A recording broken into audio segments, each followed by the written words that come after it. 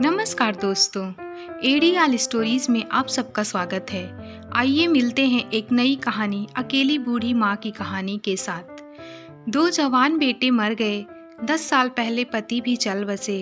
दौलत के नाम पर बची एक सिलाई मशीन। 70 साल की बूढ़ी ललिता गांव भर के कपड़े सिलती रहती।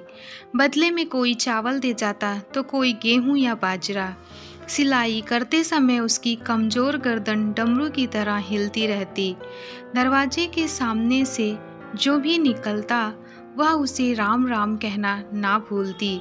दया दिखाने वालों से उसे हमेशा चिढ़ रहती।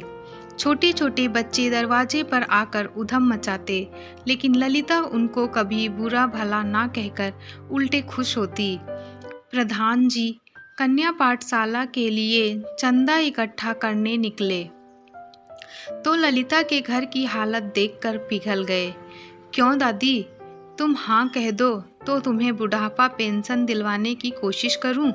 ललिता घायल सी होकर बोली, भगवान ने 2 हाथ दिए हैं, मेरी मशीन आधा पेट रोटी दे ही देती है, मैं किसी के आगे हाथ क्यों फैलाऊंगी? क्या तुम यही कहने आए थे? मैं तो कन्या पाठशाला बनवाने के लिए चंदा लेने आया था, पर तेरी हालत देखकर तू कन्या पाठशाला बनवाएगा? ललिता के झुर्रियों भरे चेहरे पर सुबह की धूप सी खिल गई।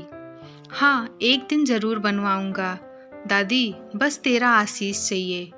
ललिता घुटनों पर हाथ टेक कर उठी, ताक पर रखी जंग खाई, संदूकची उठा लाई।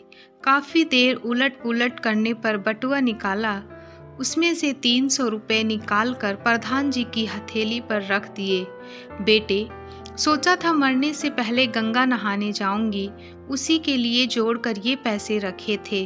तब ये रुपए मुझे क्यों दे रही हो? गंगा नहाने नहीं जाओगी? बेटे, तुम पाठशाला बनवाओ, इससे बड़ा गंगा स्नान और क्या होगा? कहकर ललिता फिर कपड़े सीने में जुट गई। इस तरह ललिता खुद ही कमाई करके अपना पेट पालती और दूसरों की भी मदद करती रहती थी। गांव में कुछ अभद्र लोग उसका और उसकी गरीबी का मजाक बनाया करते थे, पर ललिता उनसे कुछ नहीं कहती। गांव की औरतें भी ललिता को उल्टी सीधी बातें बोल दिया करती थी, पर ललिता किसी के भी बात का बुरा नहीं मानती, बल्कि वो लोगों की बातें चुपचाप सुनकर थोड़े से आंसू बहाकर सह लिया करती थी। धीरे धीरे वो सिलाई करते हुए अपना काम को आगे बढ़ाने लगी। गांव की जो औरतें एक समय पे उसका मजाक बनाया करती थी, वहीं वह सब औरतें उस बूढ़ी ललिता की सराहना करने लगीं। इसी तरह ललिता ने ढेर सारे पैसे कमाकर एक सिलाई सेंटर खोल लिया, जिसका नाम उसने ललिता सिलाई सेंटर रखा, जिसमें ललिता गरीबों को फ्री में सिलाई सिखा रही थी और हर गरीब बच्चों की पढ़ाई के लिए भी मदद करती थी। गांव वाले ललिता के इस अच्छे काम को देखकर ललिता से बहुत ही प्रेरित हुए और गांव में सभी के मन में एक दूसरे के मदद करने की भावना जाग गई।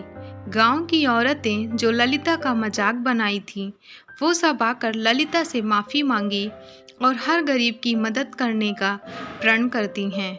अतः कुछ ही दिनों में बूढ़ी ललिता का देहांत हो गया। हमें कभी किसी लाचार इंसान का मजाक नहीं बनाना चाहिए। हमेशा एक दूसरे की मदद में ही इंसानियत है। दोस्तों, कहानी अच्छी लगी हो तो दोस्तों के साथ ज़रूर से शेयर करें। प्लीज़ इसी तरह के और भी कहानियों को देखने के लिए चैनल को सब्सक्राइब ज़रूर करें। नमस्कार मेरे प्यारे दोस्तों। धन्यवाद। जय हिंद।